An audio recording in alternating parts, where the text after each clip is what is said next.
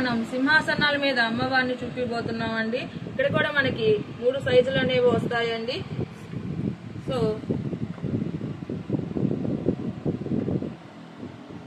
మొట్టమొదటిగా ఇది మనకి చిన్న సైజ్ అండి. అన్నిటికంటే చిన్న సైజు మనకి ఇదేనండి ఉండేది.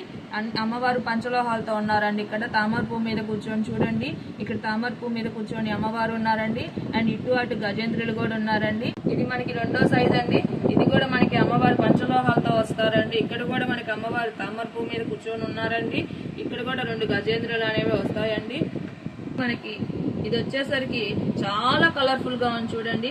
ఇక్కడంతా చెంకీ వర్క్ వచ్చి ఉంటుంది. అండ్ నెక్స్ట్ ఇక్కడికి ఆ సింహాసనం మీద అమ్మవారు కూర్చున్నా కూడా ఎంతో కలగా ఉన్నారు. ఇక్కడ అమ్మవారు కూడా పంచలోహాలతో చేసిన అమ్మవారు అండి. సో ఇక్కడ అమ్మవారు పీఠాహారం మీద కూర్చొని ఉన్నారండి. ఇక్కడ కూడా మనకి 2 గజేంద్రులు అనేవన్నీ కూడా వస్తాయండి.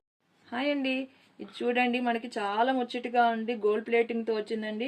ఇక్కడ లక్ష్మీ అమ్మవారు వస్తారు. ఇక్కడ 2 గజేంద్రులు వస్తాయి. ఇక్కడ మనము అక్షింతలు గానీ వేసుకోవచ్చు. వరలక్ష్మి వ్రతంలో వచ్చిన వాళ్ళ చేత అక్షింతలు వేస్తాం కదండి. సో అక్షింతలు వేసుకోవడానికి ఇది మనకి కుంకుమ భరిణ లాగా యూజ్ చేసుకోవచ్చు. లేదంటే ఇక్కడ కుంకుమ అక్షింతలు వేసుకోవచ్చు. లేదా పసుపు కుంకుమైనా వేసుకోవచ్చు అండి.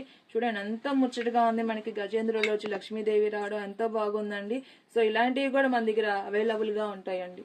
అరటి తోరణాలు చూపిస్తున్నానండి. అమ్మవారిని పెట్టుకున్న తర్వాత మనకి అటు ఇటు అరటి తోరణాలు పెట్టుకుంటాం కదండి. చూడండి ఎంత ముచ్చటగా ఉన్నాయో. ఇక్కడ అరటి తోరణాలు అనేవి చిలుక వచ్చి పక్షి వచ్చి సో ఎంతో నీట్ గా ఉన్నాయండి.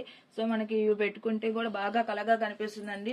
చూడండి ఇక్కడ మనకి స్టోన్ వర్క్ వచ్చి నీట్ గా అరటి పండ్లు వచ్చినట్టుగా ఉన్నాయి. అరటి తోరణాలండి. పక్షులు కూడా వచ్చినాయండి. సో దీంట్లో మన కలర్ కాంబినేషన్స్ కూడా ఉన్నాయండి.